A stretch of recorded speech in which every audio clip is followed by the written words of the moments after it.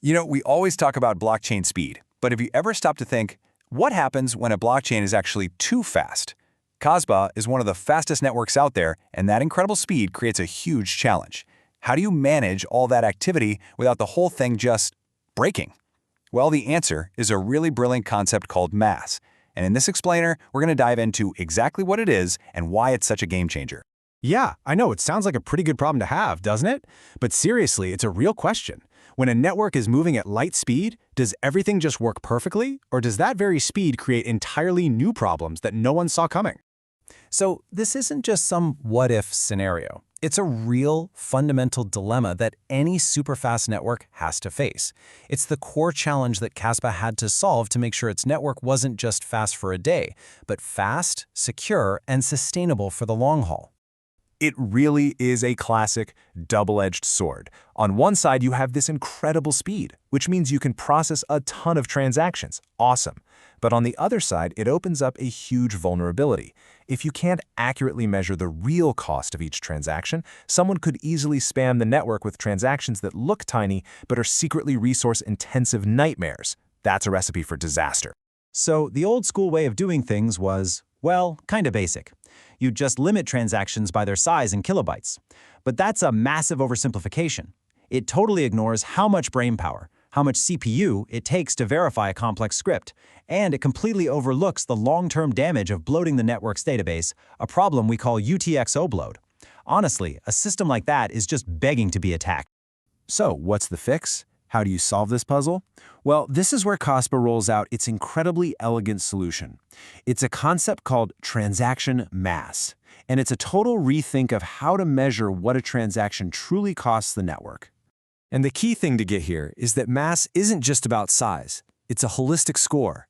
Think of it like a transaction's total resource footprint, all rolled up into one clean number. It looks at the impact from every angle, how much processing power it needs, how much temporary data it's carrying, and, crucially, what permanent effect it has on the network's database.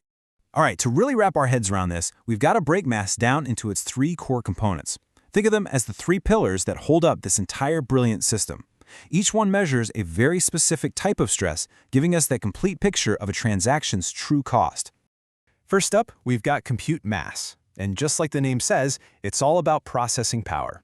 You know, a simple Alice pays Bob transaction, super easy for the network, low compute mass. But a transaction with really complex code or tons of signatures, that takes way more CPU cycles from every single node.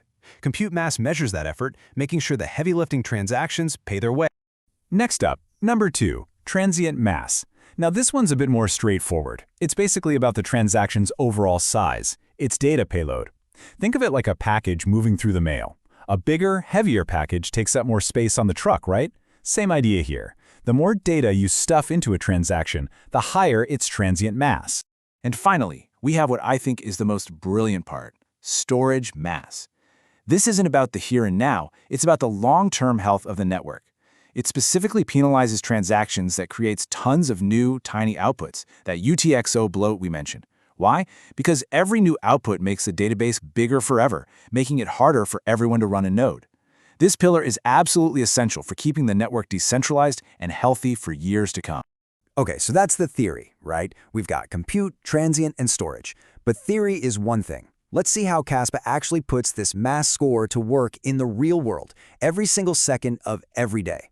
It turns out, mass is literally woven into the DNA of the network. First, blocks don't have a limit on the number of transactions, but on their total mass. So a block can have a few really heavy transactions or thousands of super light ones. Second, the mempool, that's the waiting room for transactions, it just automatically rejects anything that's too massive right at the door. And most importantly, mass is directly tied to how fees are calculated. And this makes calculating fees incredibly simple and fair. It's not some mystery. Step 1. The network adds up the score from all three pillars to get a total mass. Step 2.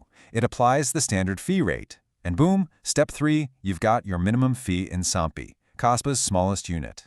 It's direct, it's predictable, and everyone plays by the same rules. And you want to know the best part? Right now, the math is just beautifully simple. 1 unit of mass costs exactly 1 Sampi. That's it. So if your transaction has a total mass score of, say, 10,000, you'll need a minimum fee of exactly 10,000 Sampi. No complicated calculators, no guesswork. All right, let's get our hands dirty and make this even more real. We're going to put a few different kinds of transactions under the microscope to see exactly how these 3 pillars of mass work together. Okay, scenario 1. Let's imagine a transaction that's running some really complex code, doing a lot of heavy lifting. And look at that. Just as you'd expect, the compute mass is through the roof. It's asking the network to do a lot of thinking, so it gets a high score there. The other 2 are low, but that high compute mass alone means it's going to have a higher fee. Makes sense, right?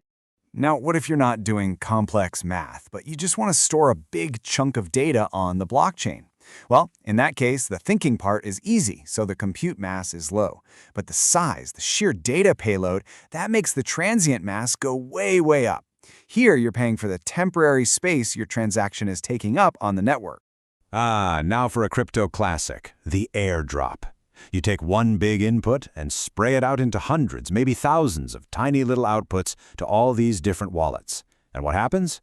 Bam! Storage mass hits the ceiling. The system sees that you are permanently bloating the database with all these new entries and correctly identifies it as a huge long-term cost, so it charges you accordingly. Okay, final boss time. Let's put it all together. Imagine a complex airdrop, one that's not just sending coins, but it also has unique code for each person and it's embedding extra data. Well, this thing is the triple threat. It's computationally heavy, it's big, and it's bloating the database. As you can see, it's scoring high across the board, making it a very high mass, very high fee transaction because it's stressing the network in every way possible. So, after all that, let's zoom out. What's the big picture here? Why did Kaspa go to all this trouble to create this multidimensional system? Why does it all matter? It really boils down to a few powerful takeaways. First off, mass gives you a true, honest measurement of a transaction's real impact. And that leads directly to economic fairness. You pay for what you use, period. This, in turn, creates an incredibly robust, built-in defense against spam. It also ensures long-term sustainability by fighting that database bloat. And the bottom line is, this whole system is the foundation that allows Kaspa's incredible speed to exist, without compromising on security. And that leaves us with one last big question to chew on. Kaspa built this amazing system to solve its own unique problem of being incredibly fast. But maybe, just maybe, is this idea of multidimensional resource pricing the secret ingredient, the key that all blockchains need to finally achieve true, sustainable, massive scale? It's definitely something to think about.